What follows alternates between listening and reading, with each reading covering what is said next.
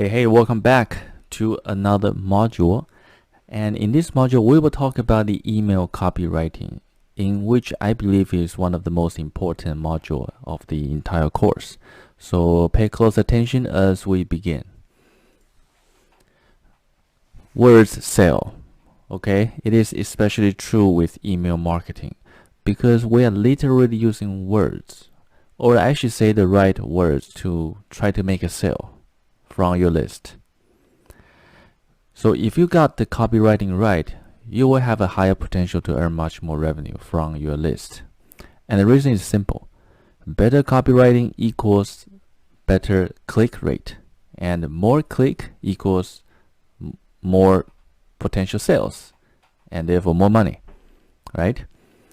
But before we achieve that, we have to focus on the details of the copywriting and to understand how certain people react to certain types of copy. Okay? So let's talk about two types of copywriting.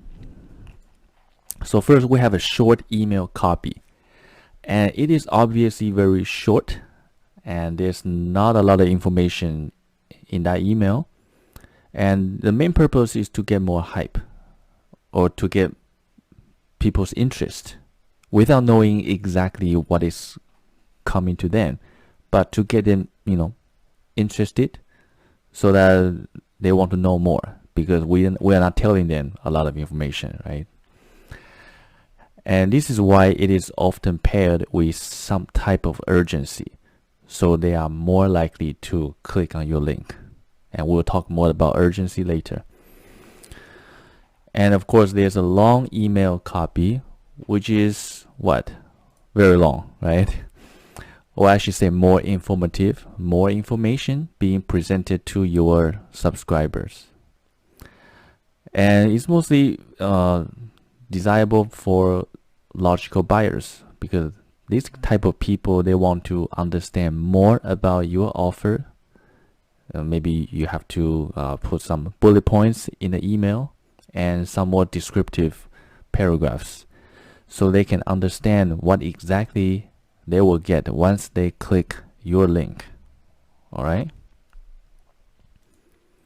So here's an example of a short email copy. Hey, I've just released a new training on how to be successful in email marketing. Click here to access. This will only be available for 24 hours. And your signature.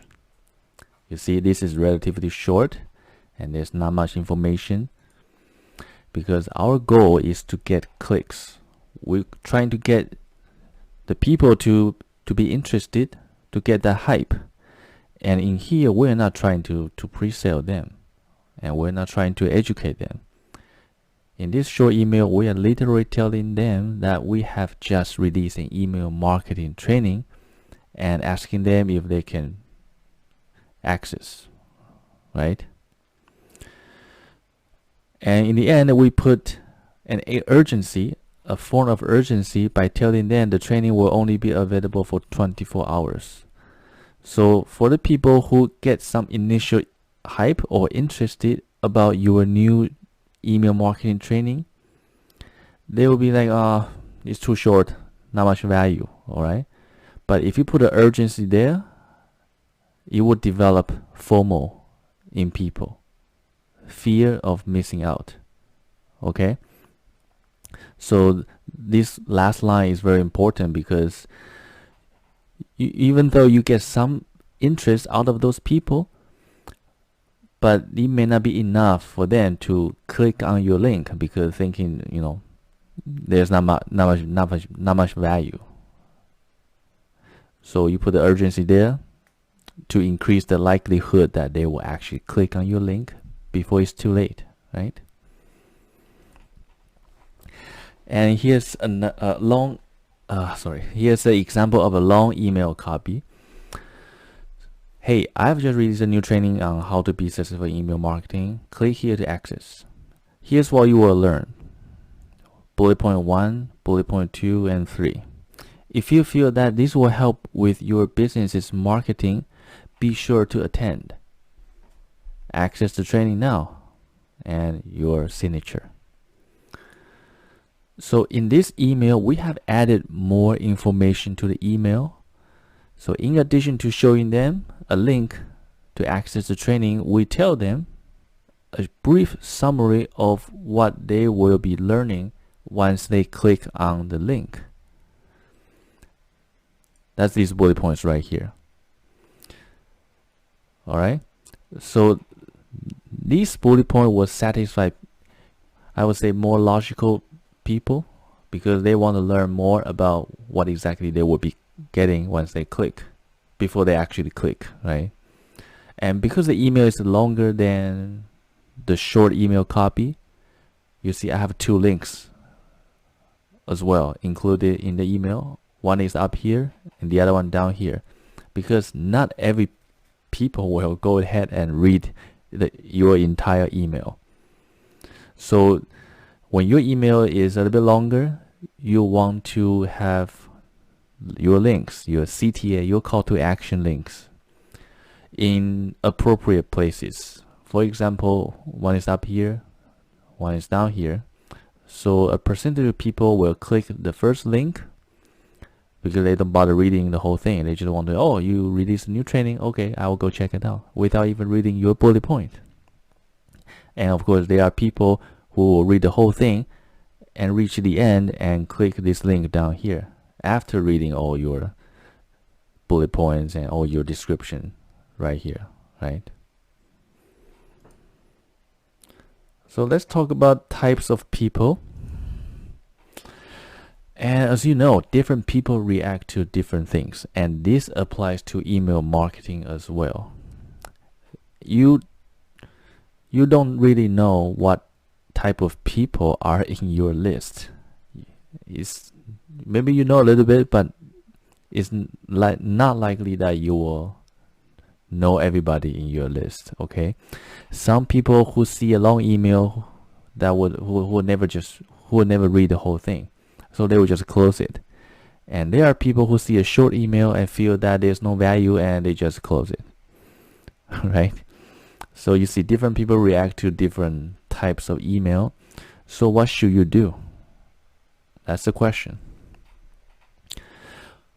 Mix it up. It's very simple. You mix it up.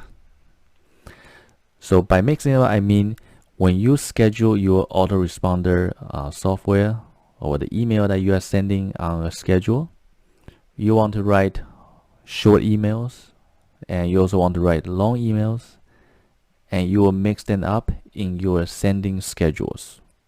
Okay?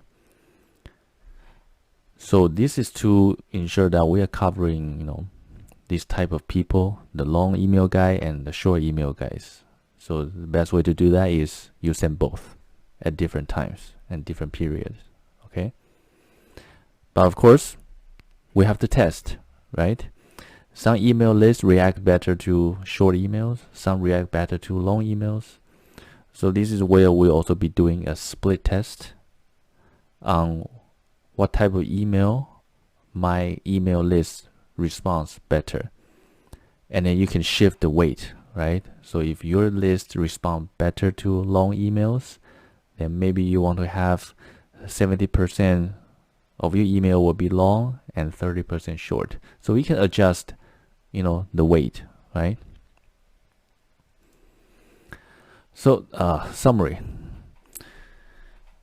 Again, we just talked about that. It's important to know people are different, and you don't know what type of people are in your list unless you have done some testing on how they react to certain emails.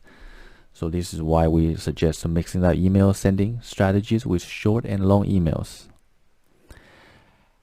And you can, so for example, you can do one long email every second or third short emails. So you are trying to appeal to everybody. So a rule of thumb, we are trying to appeal to all types of people, not just one.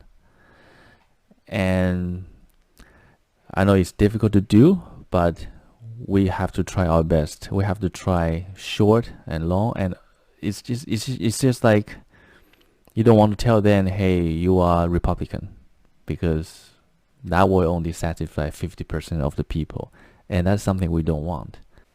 And you don't want to say you are a Democrat, because that will satisfy also 50% of the people. We want to satisfy 100% of the people, right? So test your sending strategies, including long and short emails, and you will find out what type of email copies perform better with your list. And this is called optimizing your email copies. All right. So that's it for this module, and in the next module we will talk more about emotion versus logic. So when you are ready, move on to the next module, and I will see you there.